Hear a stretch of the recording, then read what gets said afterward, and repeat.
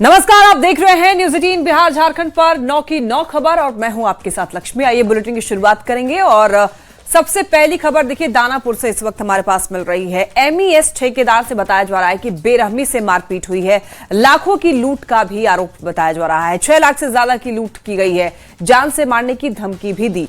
CCTV में ये पूरी जो घटना है वो कैद हुई है। दुल्हिन बाजार का रहने वाला है पीड़ित, दानापुर थाने में आवेदन दिया। आपको बताते चलें एमईएस ठेकेदार से बताया जा रहा है बेरहमी से मारपीट हुई है, लाखों की लूटपाट की घटना को अंजाम दिया गया है। 6 लाख से ज्यादा की लूट की गई है और इतना ही नहीं, देखिए जान से मारने की धमकी भी दी गई है। अब ये जो पूरा मामला है सीसीटीवी कैमरे में भी कैद हुई है। दुल्हिन बाजार का रहने वाला है पीड़ित, दानापुर थाने में अब आवेदन दिया गया है।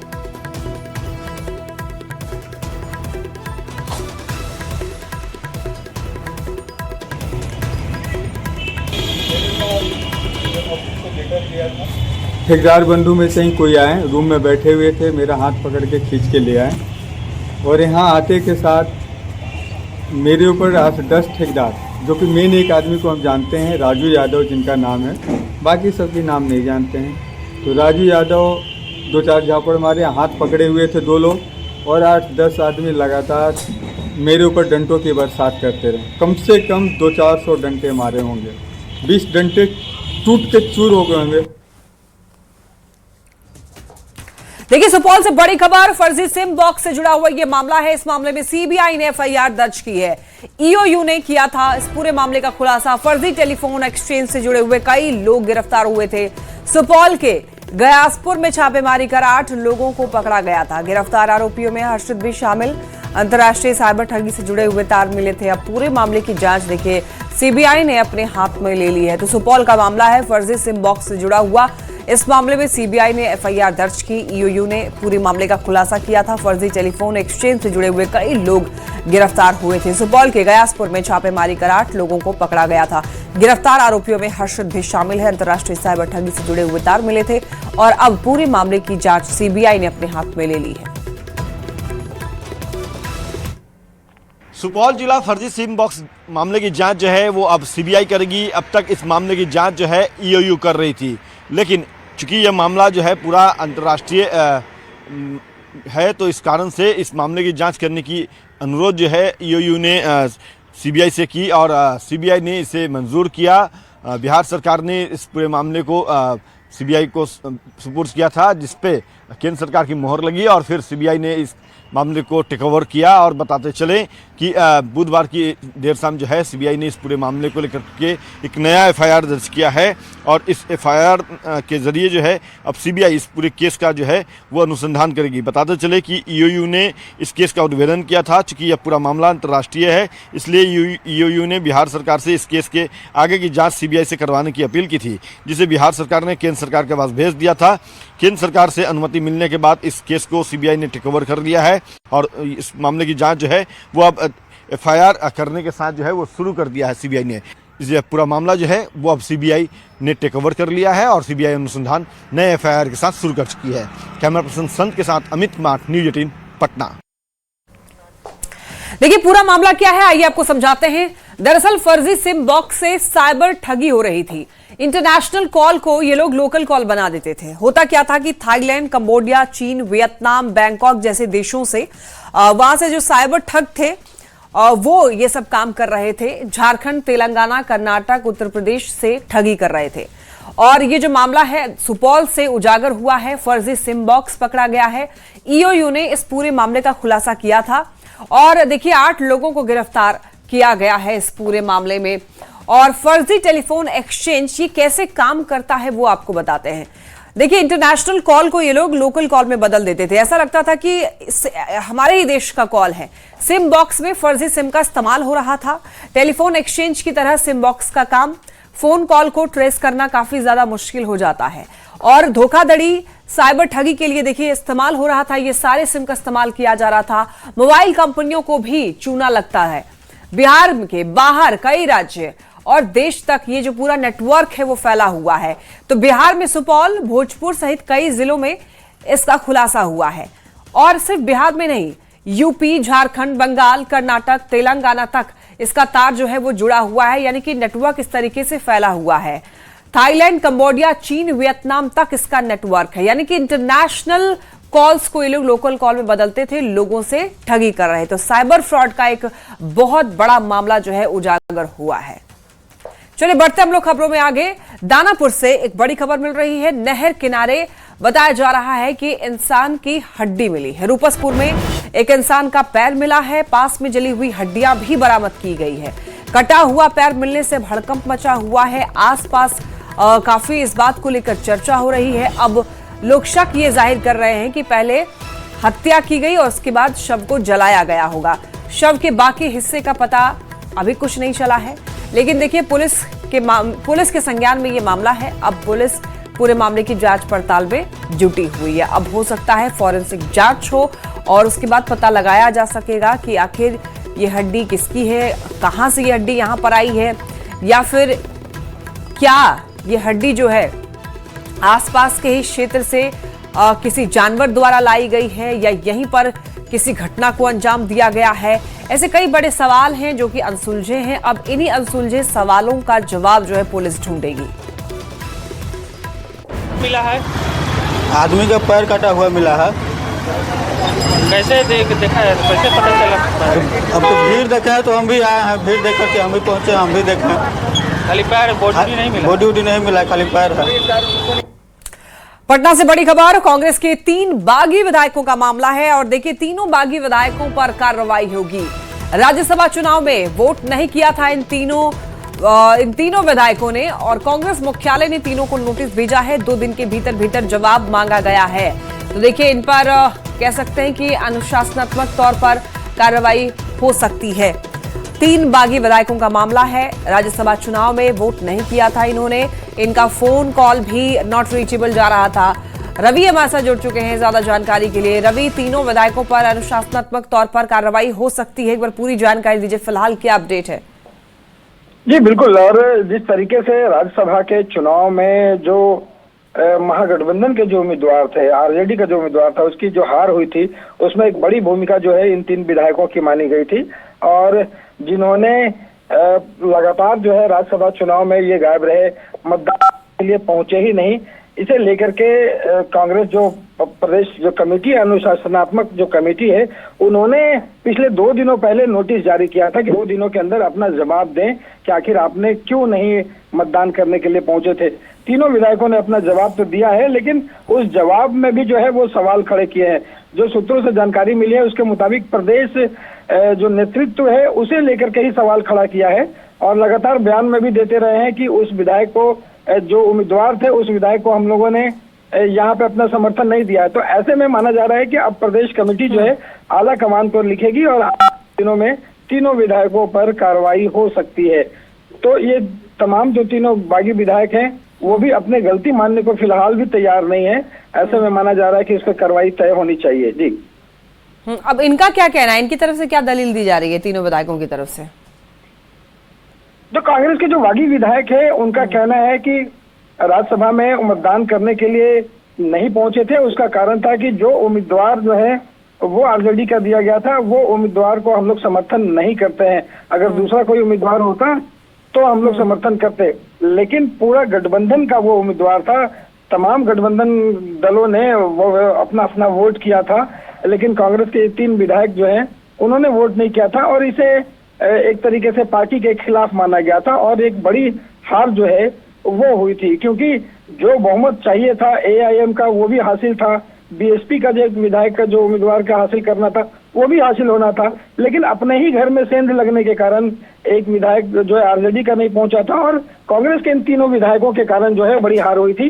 तो माना जा रहा है कि इनका कहना है कि उस उम्मीदवार के कारण हम लोगों ने वोट नहीं दिया था, लेकिन कांग्रेस इससे सहमत नहीं है और आगे अनुशासनात्मक कार्रवाई के लिए आला कमान को लिखेगी। जी लेकिन रवि, कोई व्हिप जारी नहीं हुआ था राज्यसभा चुनाव में, तो क्या इन पर अनुशासनात्मक तौर पर कार्रवाई करना लीगल होगा?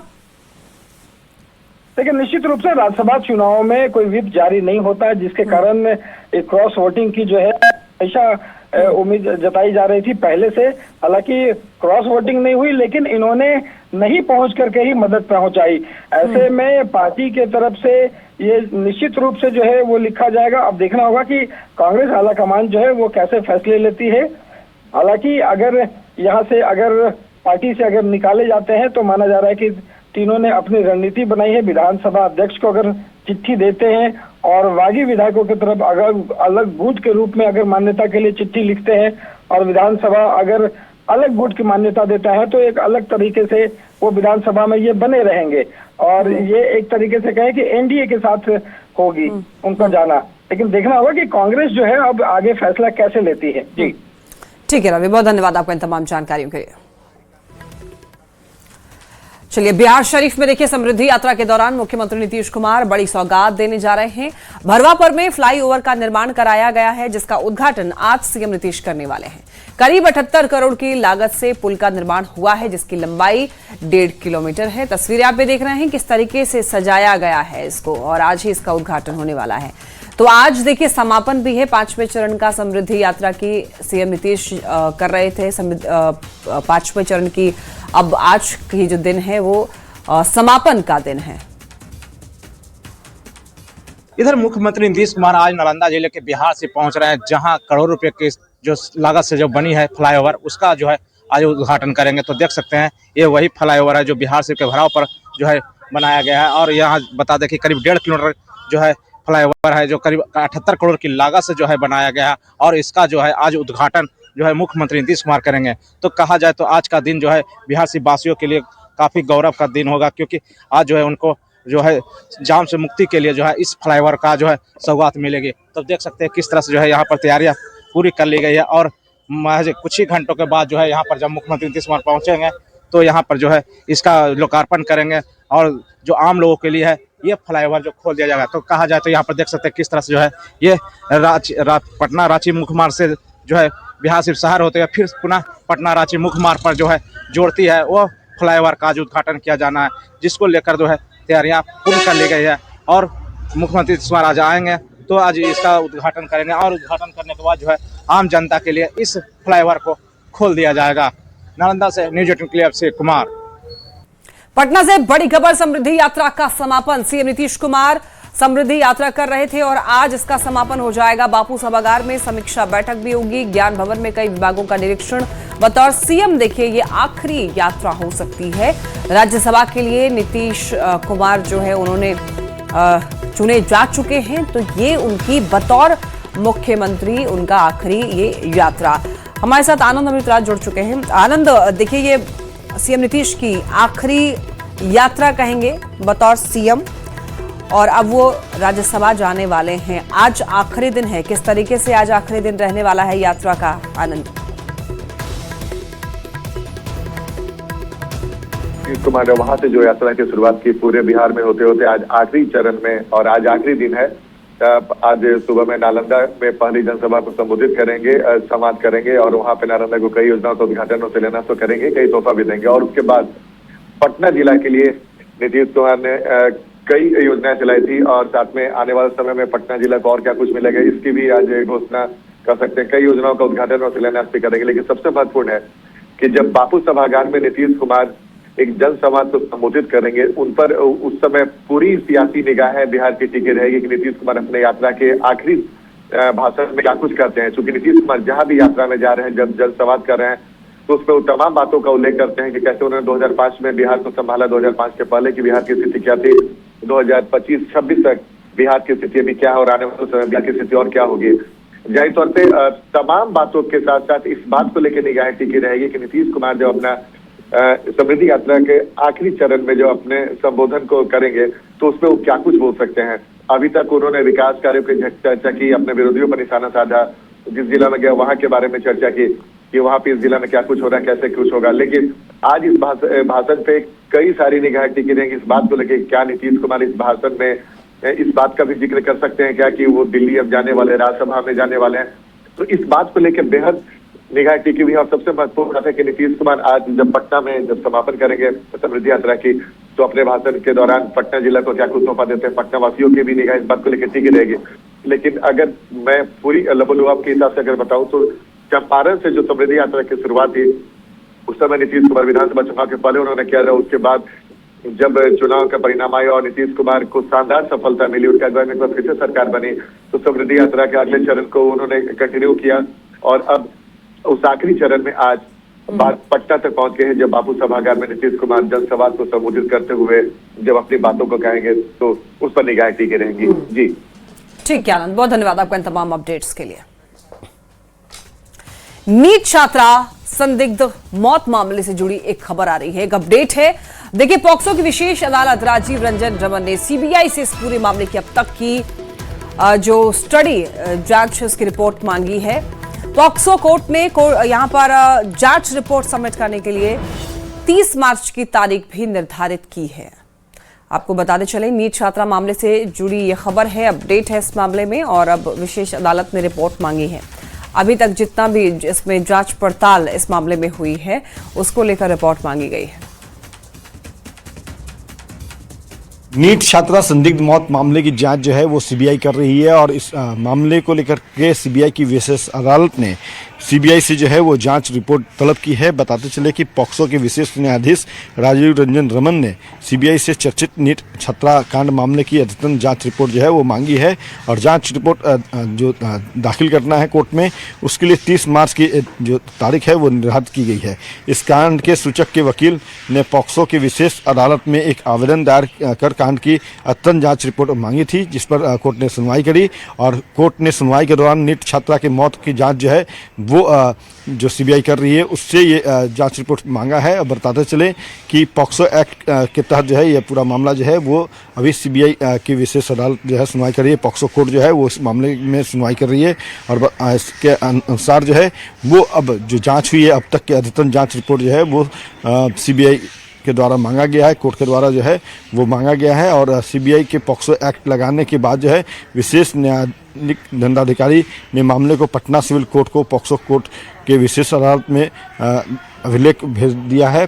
और बताते चले कि नीट छात्रा कांड मामले की जो सुनवाई है वो पॉक्सो की विशेष अदालत में फिलहाल चल रही है। पॉक्सो एक्ट जो है पॉक्सो कोर्ट जो है वो वहाँ पे इस मामले की सुनवाई चल रही है और पॉक्सो कोर्ट के जो विशेष न्यायाधीश हैं उन्होंने ही इस मामले को लेकर के अद्यतन रिपोर्ट जो बचाव पक्ष के जो वकील हैं उनकी तरफ से जब मांगा गया तो इसकी आदेश जो है वो जारी किया है। सीबीआई के विशेष न्यायाधीश राजीव रंजन रमन ने इसको लेकर के सीबीआई से जांच रिपोर्ट जो है वो तलब की है और 30 मार्च को जांच रिपोर्ट सौंपने को कहा गया है। फिलहाल देखना यह है कि सीबीआई जो है 30 तारीख को जब कोर्ट में अपनी जांच रिपोर्ट अद्यतन रिपोर्ट अब तक की सौंपती है तो जो बचाव पक्ष के जो वकील हैं वो क्या कुछ कहते हैं जांच रिपोर्ट देखने के बाद, इस मामले में आगे कोर्ट का और बचाव पक्ष के वकील का क्या कहना होता है। कैमरा पर्सन संत के साथ अमित कुमार, न्यूज़ 18 पटना। अब देखिए, बात कर लेते हैं नवरात्र की। तो चैत्र नवरात्र का आज 8वां दिन है। मंदिरों में दुर्गाष्टमी, रामनवमी की धूम भी है और विशेष अनुष्ठान के लिए देखिए मंदिरों में भक्तों का तांता लगा हुआ है। दुर्गाष्टमी पर मां दुर्गा के 8वें स्वरूप मां महागौरी की पूजा की जा रही है और देखिए इन्हें यहाँ पर सौंदर्य, शांति और पवित्रता का प्रतीक माना जाता है। मान्यताओं के अनुसार महागौरी की आराधना से भक्तों के पाप मिटते हैं, सुख समृद्धि की पाप प्राप्ति होती है और इस दिन कन्या पूजन का भी विशेष विधान है। मंदिरों में विशेष सजावट की गई है। भक्तों की यहाँ पर काफी ज्यादा भीड़ सुबह से ही दिखाई दे रही है।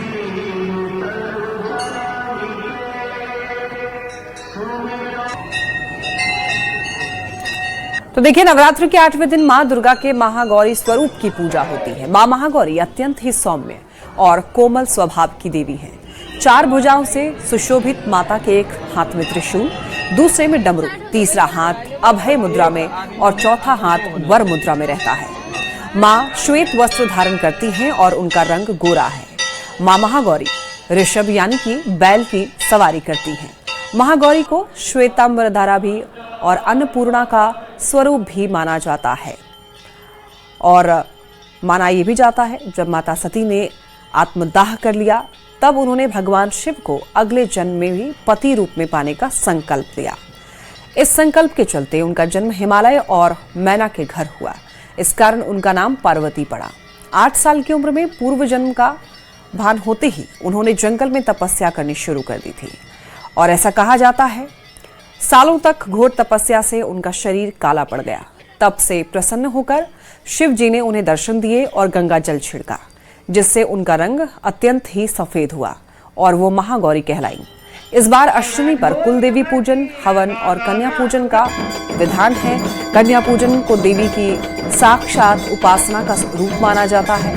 पंचांग के अनुसार अष्टमी तिथि 25 मार्च दोपहर 1:50 से शुरू हो रही है और 26 मार्च को सुबह 11:48 तक रहेगी।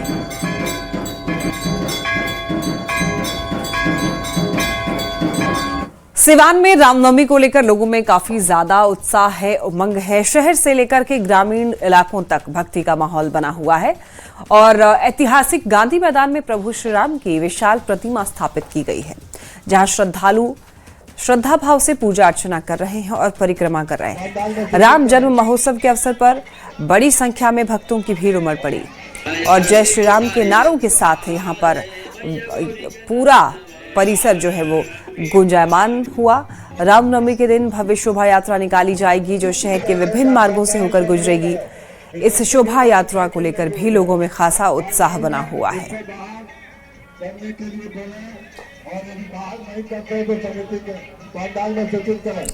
हजारीबाग में भी देखिए रामनवमी को लेकर जिला प्रशासन पूरी तरीके से अलर्ट मोड में है। सुरक्षा व्यवस्था को बनाए रखने के लिए पुलिस की ओर से फ्लैग मार्च निकाला गया है। इस दौरान जिले के वरीय प्रशासनिक अधिकारी ने जुलूस मार्ग का निरीक्षण किया है। करीब 500 से भी ज्यादा जवानों ने शहर के प्रमुख चौक चौराहों और संवेदनशील क्षेत्रों में मार्च किया। सदर एसडीओ ने लोगों से शांति और सौहार्द के साथ पर्व मनाने की अपील की। शांतिपूर्वक हमने उनको संपन्न कराया है और पूरे हजारीबाग जिले में शांति व्यवस्था जो है बहाल है बिल्कुल। उसी के मद्देनजर हम चाहते हैं कि जो जिला प्रशासन ये सुनिश्चित करवाए पूरी आम जनमानस में कि इस फ्लैग मार्च का जो उद्देश्य है उनकी व्यवस्था को बनाए रखना है, उनकी सिक्योरिटी और सुरक्षा पर्पस को देखते हुए किया जा रहा है। इसका दूसरा उद्देश्य यह भी है कि पूरा आम जनमानस यह बिल्कुल आश्वस्त रहे कि अगर उनके तरफ से अगर उनको कभी भी कोई संदिग्ध व्यक्ति या कोई संदिग्ध स्थिति लगती है तो उसकी जानकारी सर्वप्रथम वो अपने नियरेस्ट कंट्रोल सेंटर को दे। रामनवमी को लेकर आरा में भव्य तैयारी की गई है। पूरा शहर भगवा झंडे से पट गया है। हर साल की तरह इस बार भी रामनवमी शोभा यात्रा निकाली जाएगी, जो आरा के रमगढ़िया से शुरू होकर शहर का भ्रमण कर ऐतिहासिक रमना मैदान में समापन होगा, जिसको लेकर भव्य तैयारी की गई है। शोभा यात्रा समिति के अध्यक्ष गुड्डू सिंह ने यह बताया है कि यात्रा में लाखों की संख्या में लोगों की शामिल होने की संभावना है। शोभा यात्रा को लेकर भक्तों में भी भारी उत्साह देखा जा रहा है। और बात मुजफ्फरपुर की। मुजफ्फरपुर में भी देखिए रामनवमी को लेकर सुरक्षा व्यवस्था कड़ी की गई है। शहर में बड़े पैमाने पर पुलिस की तैनाती है। शहर की सड़कों पर और रात से ही पुलिस ने फ्लैग मार्च करना शुरू कर दिया है। लोगों को निर्भीक होकर शांति और सौहार्द के साथ त्योहार मनाने का संदेश दिया गया है। असामाजिक तत्वों और उपद्रवियों पर कड़ी नजर रखी जा रही है। आप सभी को आगामी रामनवमी पर्व की बहुत बहुत शुभकामनाएं। आज हम लोग नगर 2 क्षेत्रांतर्गत फ्लैग मार्च कर रहे हैं रामनवमी पर्व के मद्देनज़र। इस संबंध में पुलिस और प्रशासन के द्वारा सभी तैयारियां कर ली गई है। जितने भी लाइसेंस प्राप्त हुए हैं और जो जो जगह पे जुलूस निकल रही है उन सभी को लाइसेंस दे दिया गया है। बाकी संचालक से भी अनुरोध है कि कोई अगर जुलूस ऐसी है जिसमें लाइसेंस अभी तक अप्लाई नहीं हुआ है तो कृपया उसका लाइसेंस प्राप्त कर लें। उसके अलावा जो असामाजिक तत्व हैं उनके विरुद्ध निरोधात्मक कार्रवाई कर दी जा चुकी है। शांति समिति की बैठक होते हुए उसमें सभी जो क्षेत्र के जनप्रतिनिधि हैं और डीजे संचालक हैं उनको भी इस चीज़ से अवगत कराया गया है कि डीजे पूर्णतः प्रतिबंधित है, तो इस चीज़ का ध्यान रखेंगे कि कहीं पे डीजे नहीं बजाएंगे। अब बात करते हैं राज्य की। डीजीपी की हाई लेवल समीक्षा बैठक हुई है रामनवमी और शहर में बढ़ते अपराध को लेकर। एसएसपी आवास में ही एक अहम बैठक। एडीजी मनोज कौशिक समेत कई अधिकारी इस बैठक में मौजूद रहे। सभी डीएसपी और थानेदारों को निर्देश दिया गया है। संवेदनशील इलाकों पर विशेष तौर पर नजर रखने के लिए कहा गया है। असामाजिक तत्वों पर कड़ी नजर रखी जाएगी।